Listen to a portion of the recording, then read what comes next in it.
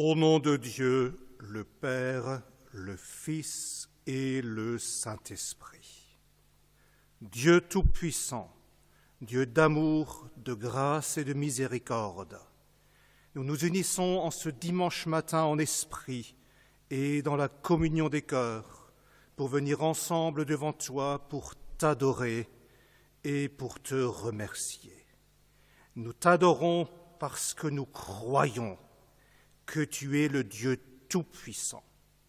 Nous croyons, nous savons par expérience que tu es le Dieu d'amour qui n'oublie personne. Nous te remercions de nous avoir permis de te connaître. Nous te remercions de nous avoir permis de faire maintes fois l'expérience de ta proximité, de ta fidélité et de ton amour.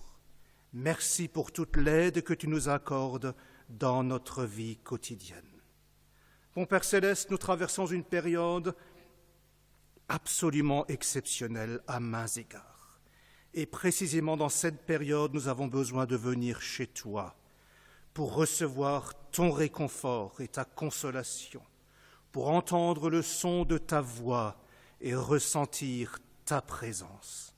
Seigneur, nous prions ensemble pour tous ceux qui sont frappés par le deuil. Accorde-leur ta consolation et ton réconfort.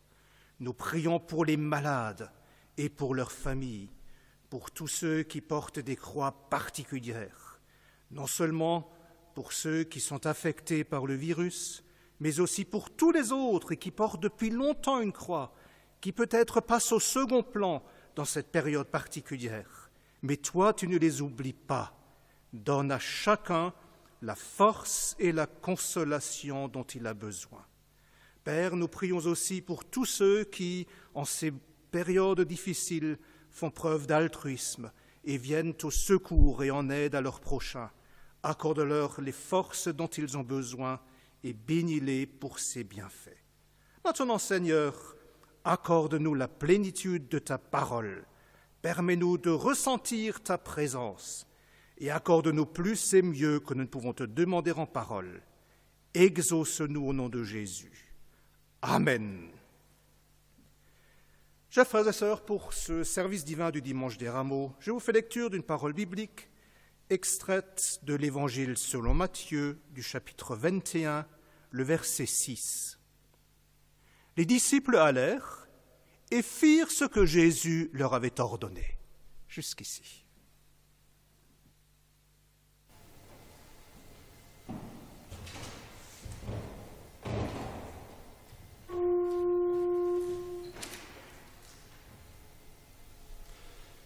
Yes.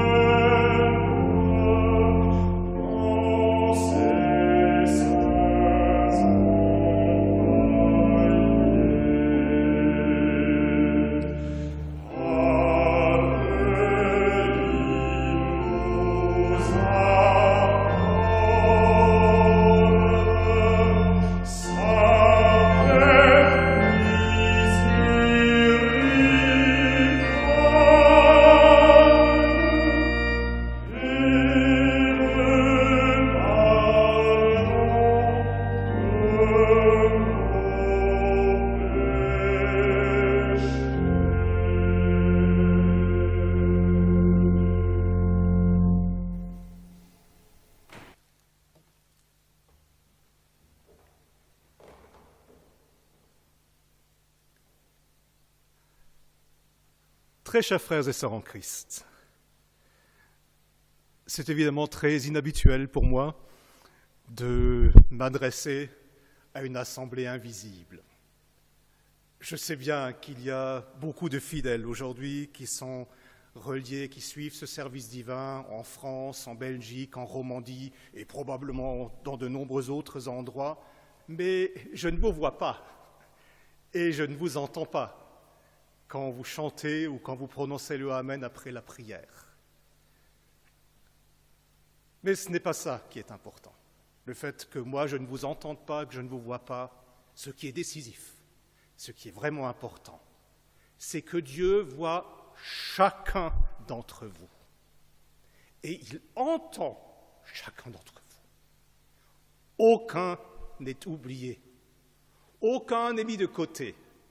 Dieu voit chacun d'entre nous et il entend chaque prière qui lui est adressée.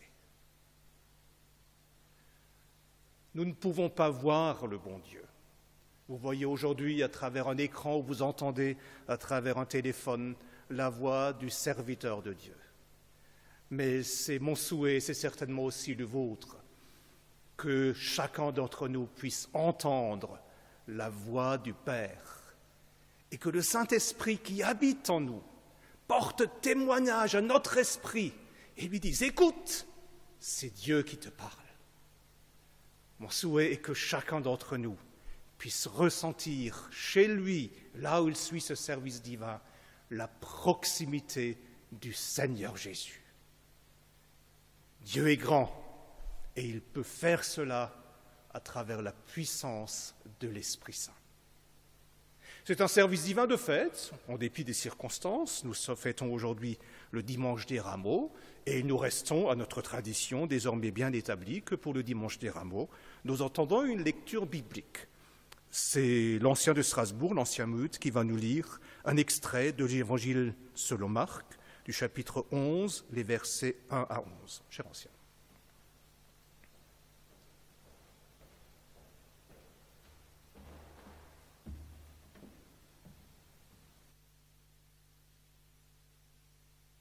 Qu'ils approchèrent de Jérusalem et qu'ils furent près de Bethphagée et de Béthanie, vers la montagne des Oliviers, Jésus envoya 2 de ses disciples en leur disant « Allez au village qui est devant vous. Dès que vous y serez entrés, vous trouverez un ânon attaché sur lequel aucun homme ne s'est encore assis. Détachez-le et amenez-le. Si quelqu'un vous dit « Pourquoi faites-vous cela ?» Répondez, le Seigneur en a besoin. Et à l'instant, il le laissera venir.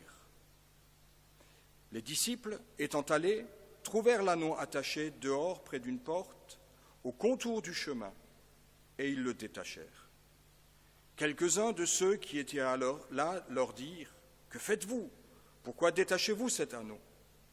Ils répondirent comme Jésus l'avait dit, et on les laissa aller. Ils amenèrent à Jésus l'ânon, sur lequel ils jetèrent leurs vêtements, et Jésus s'assit dessus. Beaucoup de gens étendirent leurs vêtements sur le chemin, et d'autres des branches qu'ils coupèrent dans les champs. Ceux qui précédaient et ceux qui suivaient Jésus criaient « Hosanna, béni soit celui qui vient, au nom du Seigneur. Béni soit le règne qui vient, le règne de David, notre Père. Hosanna dans les lieux très hauts. » Jésus entra à Jérusalem dans le temple. Quand il eut tout considéré, comme il était déjà tard, il s'en alla à Béthanie avec les 12. Merci.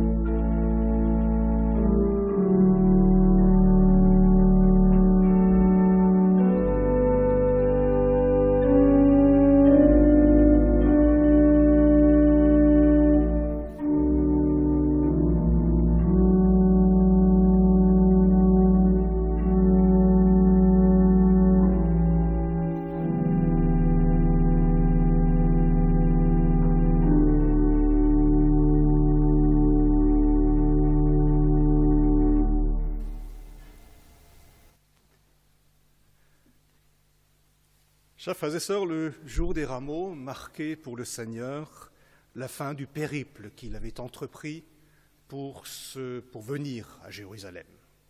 Il l'a entrepris des jours, peut-être même des semaines à l'avance, et il s'est approché de Jérusalem. Mais ce qui est frappant dans le récit des évangiles, c'est que tous les évangélistes montrent que Jésus savait parfaitement ce qui l'attendait à Jérusalem. Et il l'a annoncé aux disciples. Il leur a dit « Je vais être arrêté, je vais être torturé, je vais être condamné à mort et je vais être exécuté. » À chaque fois qu'il leur a annoncé cela, les disciples étaient troublés. Ils ne comprenaient pas ce qui se passait. Ils ne comprenaient pas le Seigneur, ils ne comprenaient pas pourquoi, malgré cette menace qui planait sur lui, il voulait absolument se rendre à Jérusalem. Et la Bible dit qu'il le suivait, mais il le suivait en ayant peur, avec beaucoup de crainte. Jésus l'a remarqué, et peut-être pour leur montrer qu'il avait les choses bien en main, il leur a donné cet ordre. Il leur a dit à 2 d'entre eux, « Écoutez, allez là-bas, allez dans le village, comme nous l'avons entendu dans la lecture biblique. Il y a là-bas un ânon, vous le trouverez là et là, vous allez dire ceci et cela, et le propriétaire de l'âne va vous répondre cela. » Et voilà très exactement ce qui va se passer. Les disciples l'ont fait et se sont rendus compte, c'est exactement comme le Seigneur l'a raconté. Et je suis sûr que quand ils sont revenus, même si ce n'est pas dit dans les Écritures, ils ont dit aux autres, c'est incroyable, c'est exactement, ça s'est passé comme il a dit.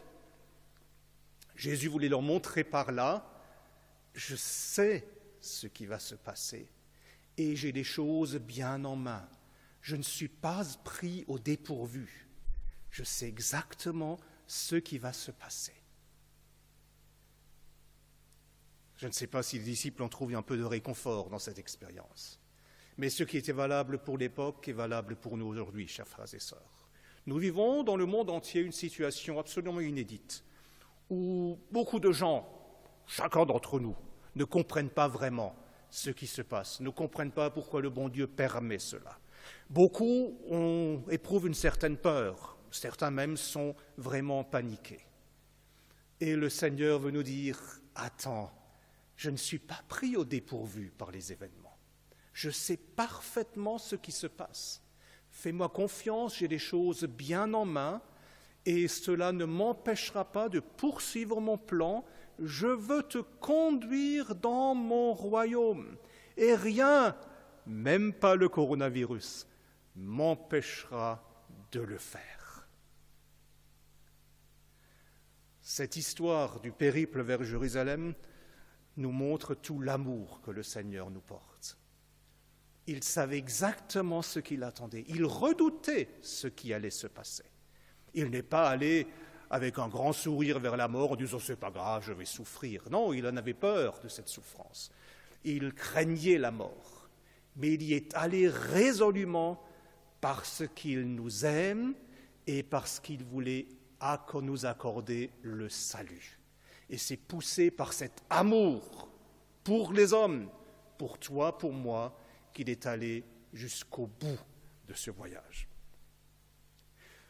Quand j'ai lu cette parole, quelque chose m'a frappé. Les disciples allèrent et firent ce que Jésus leur avait ordonné. Donc il s'agit de l'ordre qu'il leur a donné, allez au village, allez me trouver l'âne et ramenez-le. Et c'est assez rare finalement que dans la Bible, il est question de Jésus leur a ordonné quelque chose. Et les disciples l'ont fait. Pourquoi ? Parce que pour les disciples, c'était clair. Eux, ils étaient les disciples.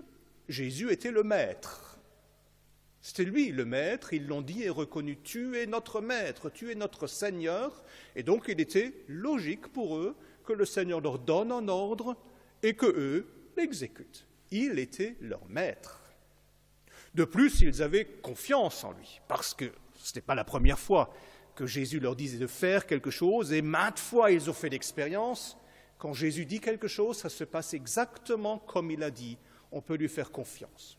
Donc à la fois par respect envers le maître, parce qu'ils le reconnaissaient comme étant leur maître, et par confiance, parce qu'ils avaient l'expérience, ce qu'il dit, il le fait, on peut lui faire confiance. Ils ont exécuté l'ordre que Jésus leur a donné. À bien y réfléchir, Jésus a donné quelques ordres pour ce qui concerne notre salut.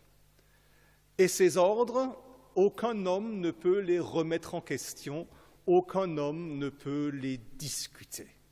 Ce sont des choses que Dieu impose aux hommes. Il n'y a pas de marge de négociation possible. Cela ne nous cause pas de problème, parce que depuis toujours, nous avons reconnu en Jésus notre Maître. Depuis toujours, nous avons accepté de nous soumettre à Dieu. Et nous savons, c'est lui le Seigneur, c'est lui le Maître. Quand nous appelons Jésus notre Seigneur, ce n'est pas juste une façon de parler. Nous lui reconnaissons son autorité, nous lui reconnaissons le droit de nous donner des ordres, c'est-à-dire des choses qu'on ne peut pas discuter. Et en plus, nous lui faisons confiance parce qu'il nous a prouvé plein de fois que celui qui met sa parole en pratique est béni. Quels sont ces ordres que le Seigneur Jésus nous a donnés concernant notre salut?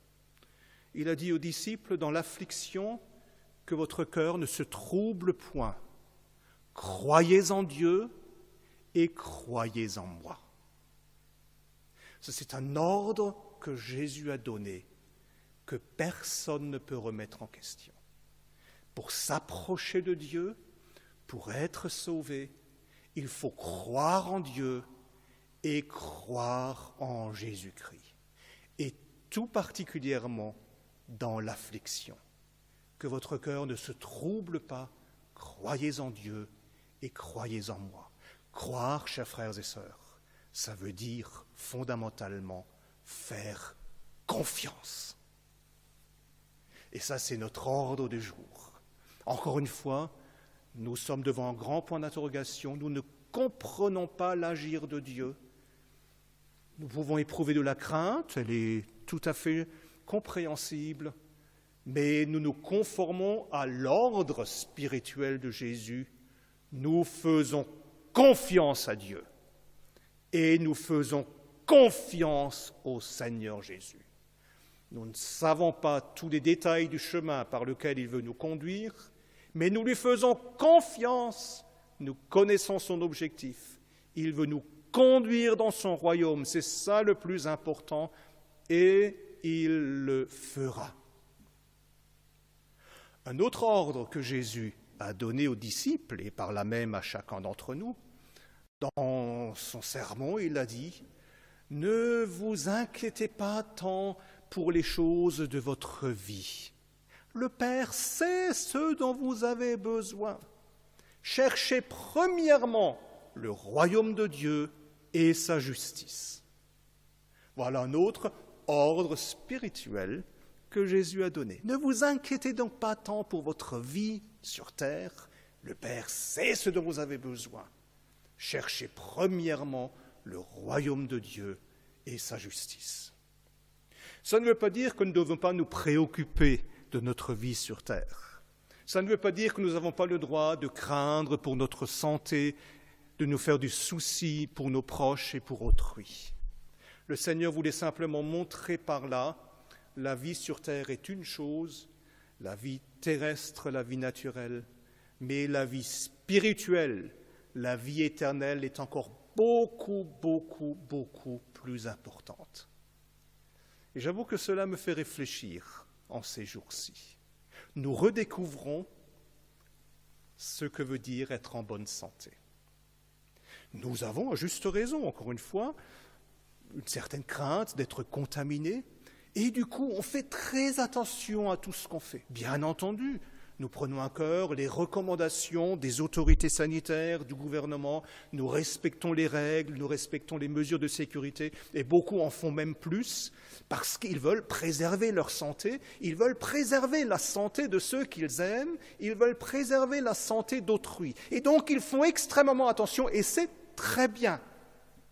Le Seigneur nous rappelle juste, attends, la vie divine est encore plus importante que la vie sur terre.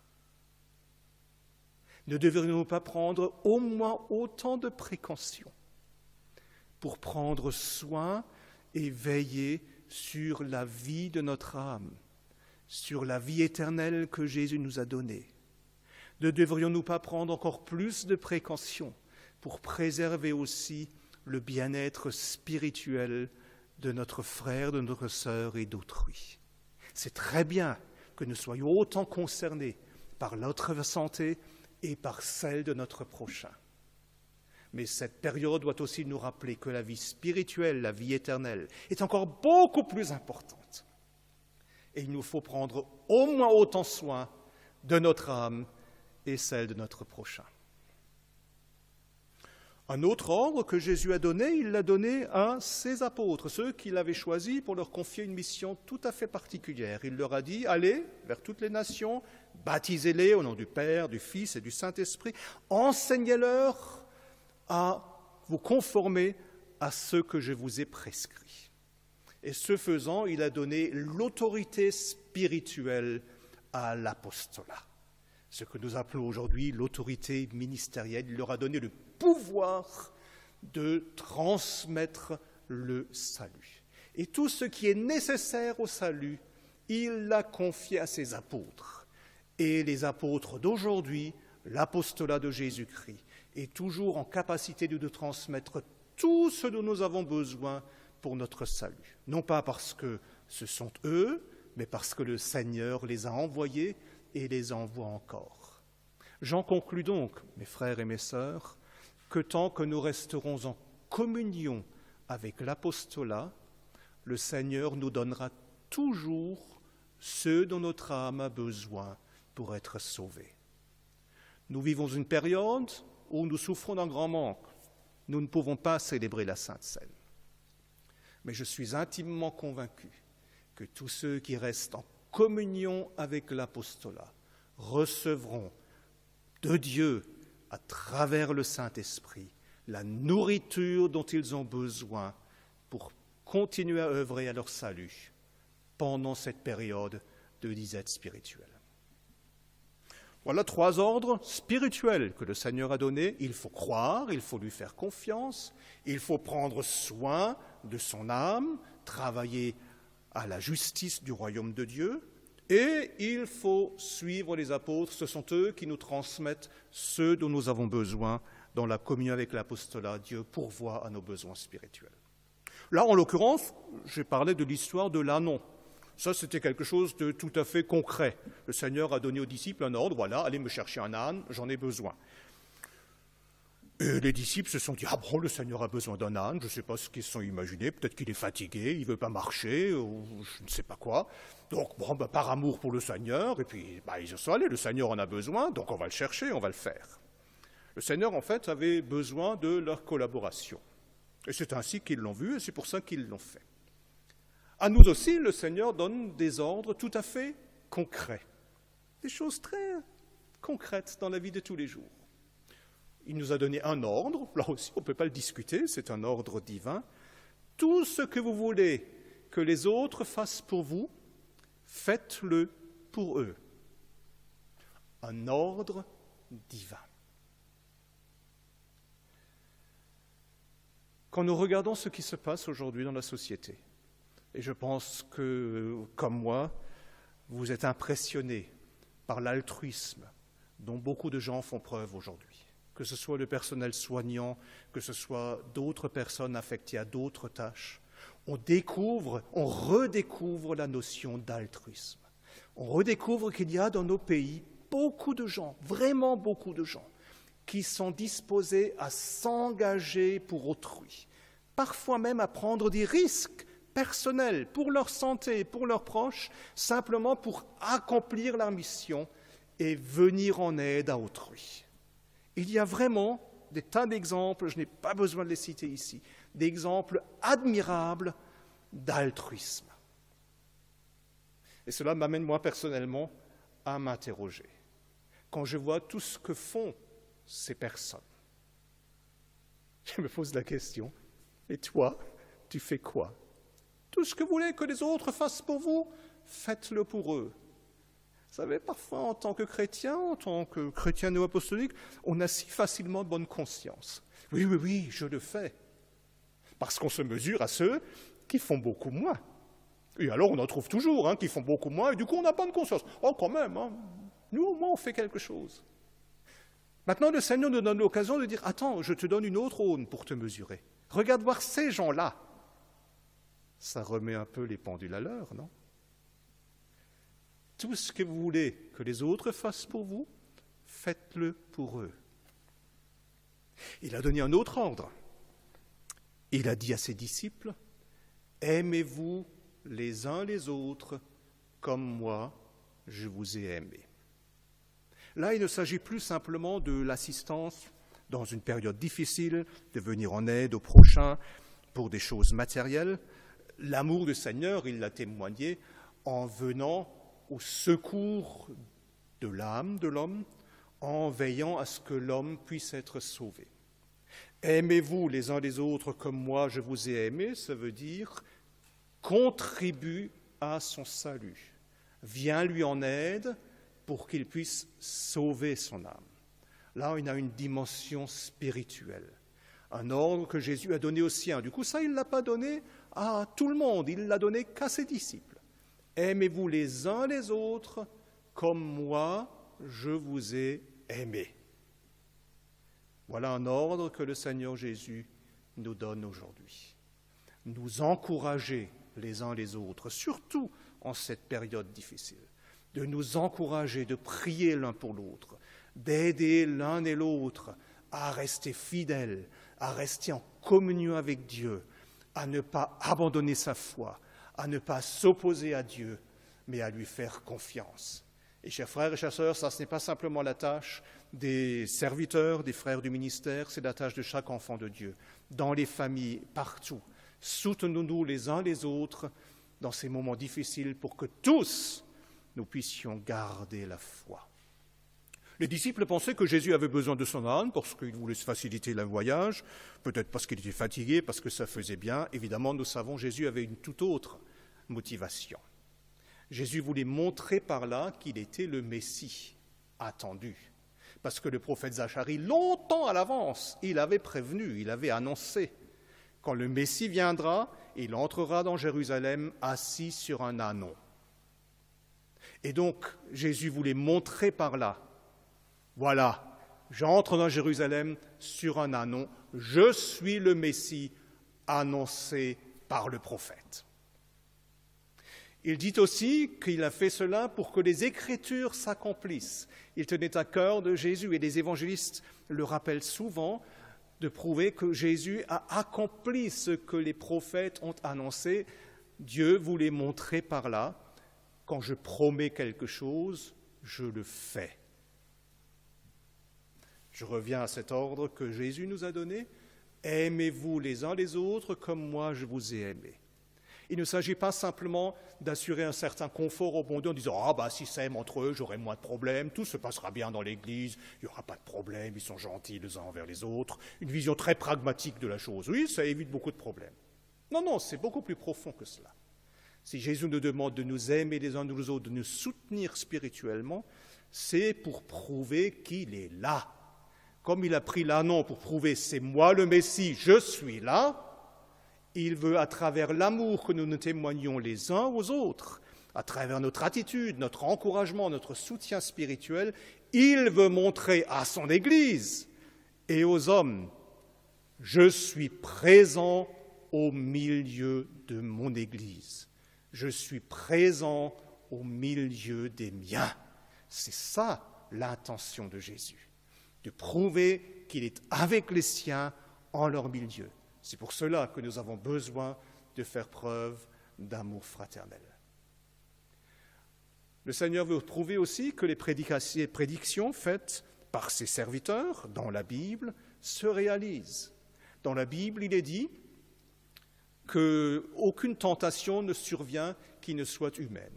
Dieu ne nous tente jamais au-delà de nos forces, dit l'apôtre Paul.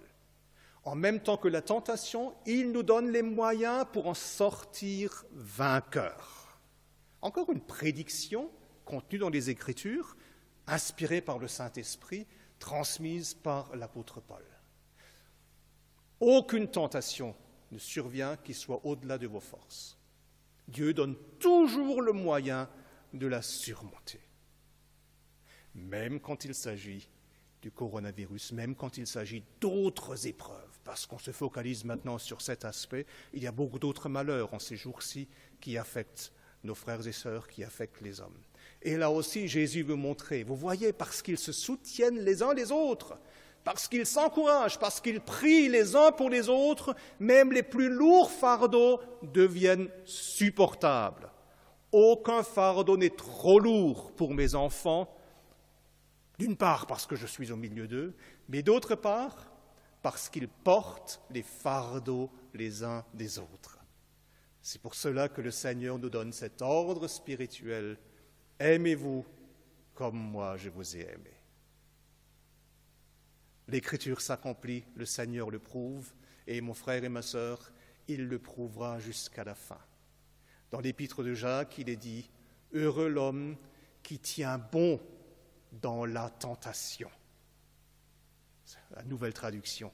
Autrefois, il était dit qu'il supporte patiemment la tentation. Aujourd'hui, les traductions modernes disent « Heureux l'homme qui tient bon dans l'épreuve et qui tient le coup ». Parce qu'une fois qu'il aura résisté, il recevra la couronne de la vie éternelle. Chers frères et chères sœurs, c'est une parole de l'Écriture. Elle s'accomplira.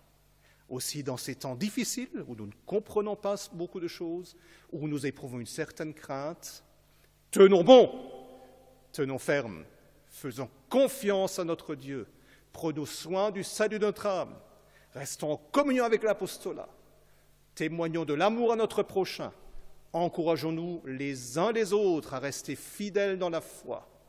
L'épreuve passera, et le jour où le Seigneur viendra, il donnera la couronne de la vie éternelle à tous ceux qui auront persévéré jusqu'à la fin. Amen. Nous ne sommes pas nombreux ce matin dans l'église de Strasbourg, mais l'ancien du district de Strasbourg a pu être là. Je l'invite à nous servir et nous entendons un morceau de musique.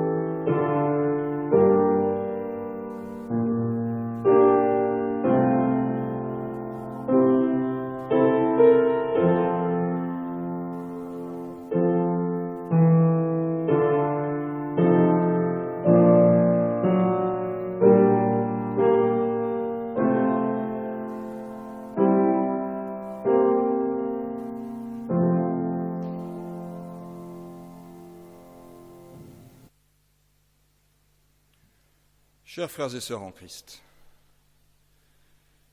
j'ai lu hier une parole de notre Seigneur Jésus où il s'adressait à ses disciples, il venait de leur expliquer un certain nombre de choses. Et le Seigneur leur a dit « Soyez heureux de ce que vous savez, pourvu que vous le pratiquiez ».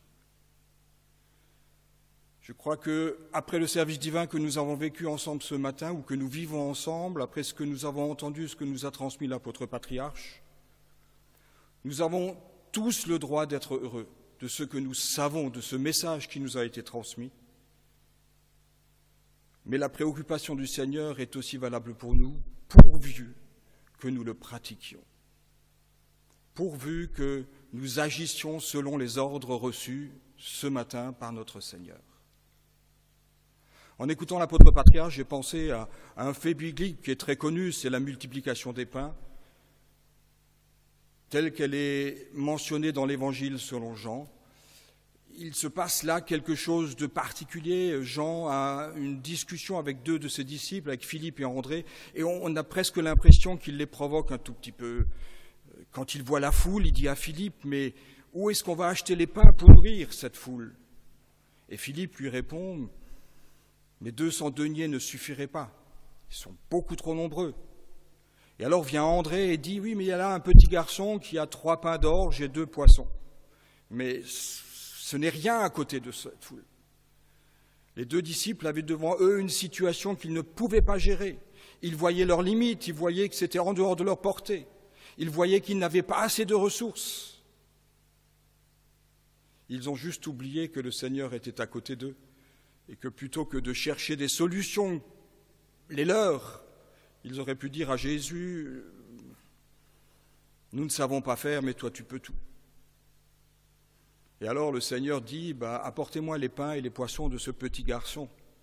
Et le peu qu'avait ce petit garçon, le Seigneur va le bénir et va multiplier les pains. Chers frères, chers sœurs, peut-être par rapport à ce que nous avons entendu ce matin, nous nous sentons petits. Peut-être que nous pensons, oui, mais les disciples qui ont cherché l'anneau, ils vivaient avec Jésus, ils ont vu le Seigneur faire des miracles. Moi, je suis seul. Moi, je viens de vivre un deuil, je subis l'injustice.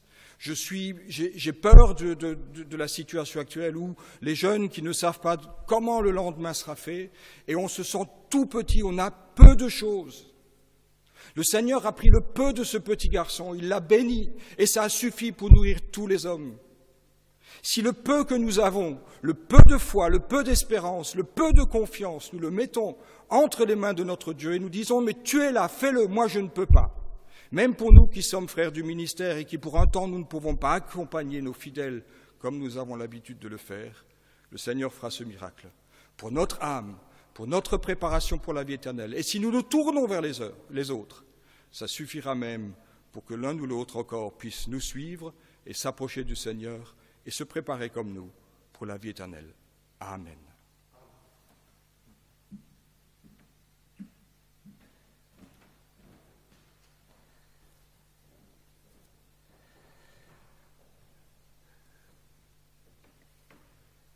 Chers frères et chers sœurs, nous avons ce matin aussi l'occasion de recevoir le pardon des péchés. Nous le savons, nous ne pouvons pas fêter la Sainte Seine, mais nous pouvons recevoir l'absolution. Et tout à coup, cette absolution revêt un caractère, une importance tout à fait particulière. Nous avons besoin du pardon des péchés parce que la crise du coronavirus n'y change rien. Nous sommes et nous restons des pécheurs imparfaits et nous commettons des péchés. Nous ne respectons pas tous les commandements, nous ne faisons pas tout ce que Dieu nous demande de faire, etc. Nous avons, et quand je dis etc., ce n'est pas pour banaliser la chose, c'est grave, c'est sérieux. Nous avons vraiment besoin du pardon de nos péchés. Dans les temps difficiles, période de confinement, période de tension, je peux même imaginer qu'il y a un peu plus de friction. Il y a un peu plus de tension, parce que chacun a peur, parce que chacun est énervé, et parfois on a des réactions un peu exagérées. Dans certains cas, en temps de crise, l'égoïsme se manifeste encore beaucoup plus, l'égocentrisme, d'autres deviennent agressifs. Vous savez tout cela, c'est bêtement humain. Qu'il est bon de savoir que le Seigneur peut aussi nous pardonner cela. Il nous arrive aussi de faire des reproches au bon Dieu, mais pas toujours d'accord avec lui. Et parfois on lui parle durement, et après on se dit « mais j'aurais pas dû dire ça, j'ai manqué de respect à Dieu ». Tout cela, le Seigneur est disposé à nous le pardonner, en disant « ne t'en fais pas, j'ai payé pour tout cela, j'ai le pouvoir de tout effacer. Si tu viens avec foi auprès de moi, si tu fais preuve de repentance, j'efface tout. Je ne te fais aucun reproche. » Dans l'absolution, nous recevons la paix du ressuscité. Chers frères et chères sœurs, et ces simples paroles, que la paix du ressuscité soit avec vous, prennent aussi dans cette période-là une dimension tout à fait particulière. Le ressuscité, celui qu'ils ont tué et qui a vaincu la mort, celui qui a prouvé qu'il est plus fort que tous, celui qui a prouvé très concrètement par sa résurrection d'entre les morts, personne ne peut m'empêcher de sauver ceux que j'aime. C'est cette paix-là que le Seigneur veut déposer dans notre cœur ce matin. La paix du pardon, je ne te fais pas de reproches. La paix du ressuscité, n'aie pas peur, j'ai vaincu la mort, je suis le plus fort, personne ne peut m'empêcher de te conduire dans mon royaume.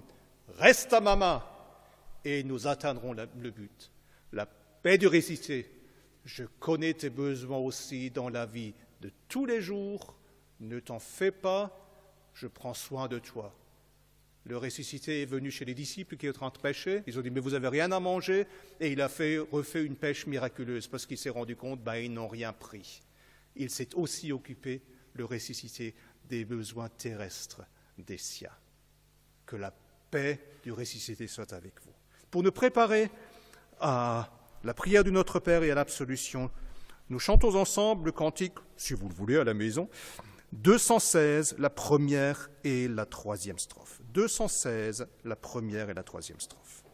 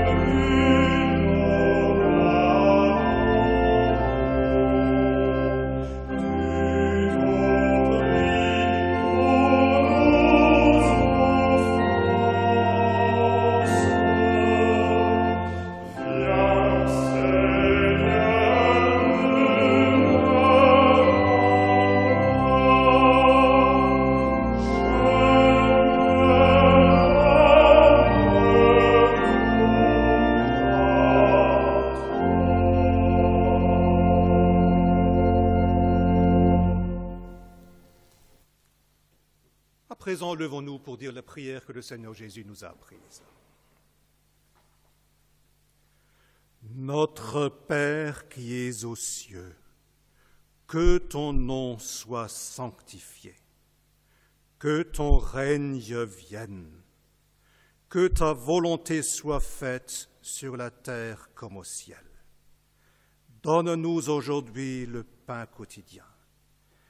Pardonne-nous nos offenses, comme nous pardonnons à ceux qui nous ont offensés. Ne nous conduis pas en tentation, mais délivre-nous du mal. Car c'est à toi qu'appartiennent, dans tous les siècles, le règne, la puissance et la gloire. Amen. À présent, je vous annonce cette bonne nouvelle. Au nom de notre Seigneur Jésus-Christ, le Fils du Dieu vivant, vos péchés vous sont pardonnés. La paix du ressuscité soit avec vous. Amen. Bon Père céleste, nous te remercions du fond du cœur pour ta miséricorde et pour ta grâce. Nous te remercions pour ton amour et pour ta fidélité. Nous te remercions de poursuivre inlassablement ton plan de rédemption pour nous conduire dans ton royaume. Mon Père céleste, nous prions encore une fois, prions ensemble encore une fois pour tous ceux qui souffrent à travers le monde. Ô Seigneur, aussitôt que possible, mets fin à tous ces malheurs. Accompagne ceux qui sont dans le deuil, fortifie les malades et partout c'est possible, accorde la guérison. Seigneur, aide-nous à rester fermes dans la foi, à te faire confiance. Aide-nous à être des instruments dans ta main pour nous exhorter et nous soutenir les uns les autres. Accorde-nous cela et aussitôt que possible, permets-nous de nouveau de fêter ensemble la Sainte Seine. Exauce-nous au nom de Jésus-Christ. Amen.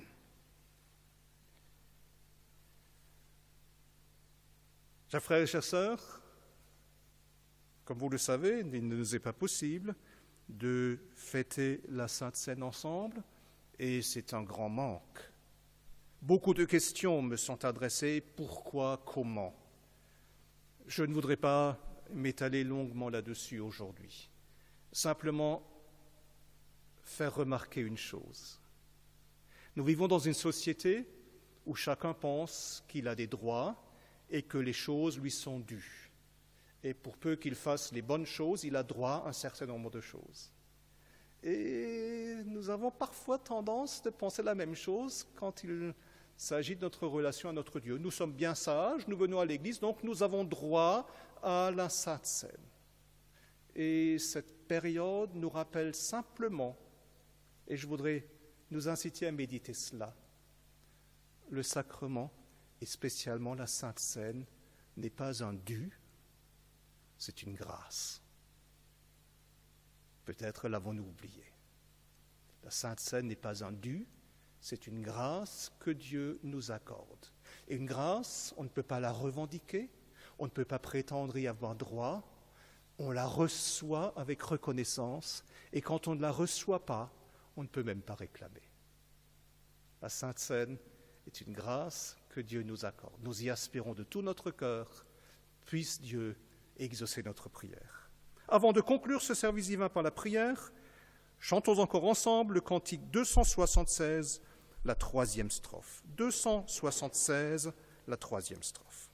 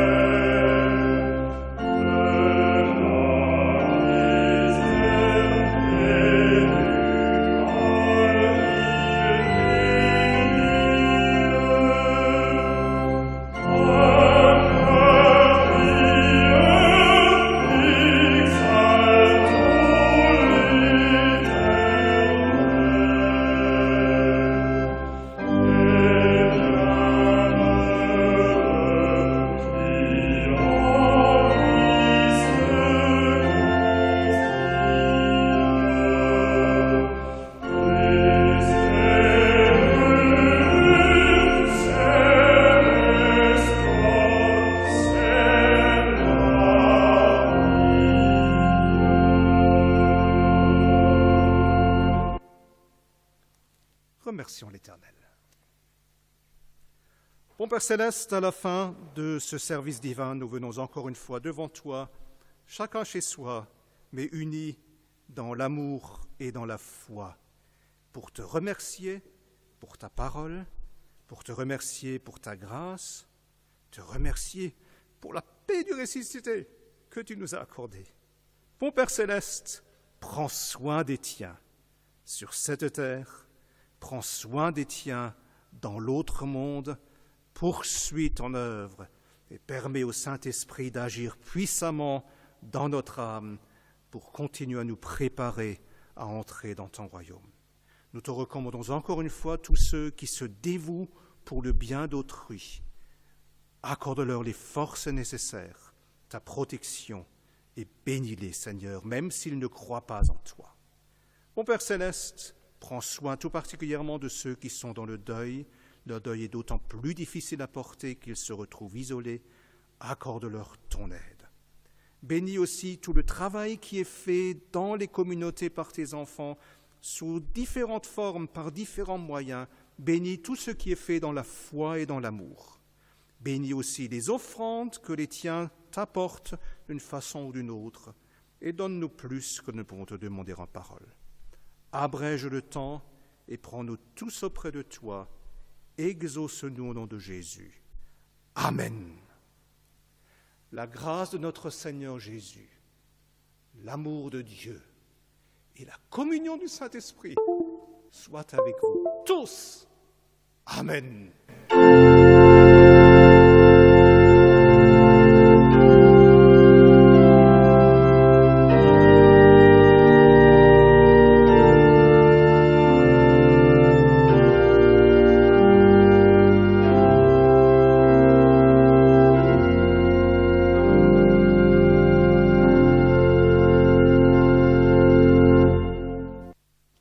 Chers frères et sœurs, vous pouvez reprendre place sur le canapé ou la chaise ou là où vous êtes. Simplement une annonce encore, comme vous le savez, ça a été annoncé déjà pour le service divin de Pâques. Nous aurons, nous l'espérons, que Dieu nous accorde son aide. Nous aurons une vidéotransmission du service divin que je célébrerai et qui sera diffusée dans le monde entier. Ça a pris une proportion au-delà de tout ce que je pouvais imaginer, mais c'est très bien comme ça. Puisse le bon Dieu nous accorder la réussite. Entre-temps, nous avons la fête du Vendredi Saint, et donc pour les francophones, il y aura Vendredi Saint aussi, un service divin qui sera célébré vendredi à 10h. L'apôtre Leifried, normalement, si tout se passe bien, devrait le célébrer, et je rassure nos frères et sœurs pour qui Vendredi Saint n'est pas un jour férié, le service divin restera en ligne et ils pourront donc le visionner le soir à l'heure normale du service divin du Vendredi Saint pour ceux pour qui le Vendredi Saint est un jour de travail. Voilà, le mot de la fin est un mot particulier. Nous vivons une période de confinement, les orchestres virtuels, les chorales virtuelles sont à la mode et personnellement j'y prends plaisir et beaucoup de frères et sœurs ont contribué à faire en sorte que nous ayons ce matin aussi une chorale virtuelle. Je vous la laisse la découvrir et l'apprécier et je vous souhaite encore un très bon dimanche. À très bientôt.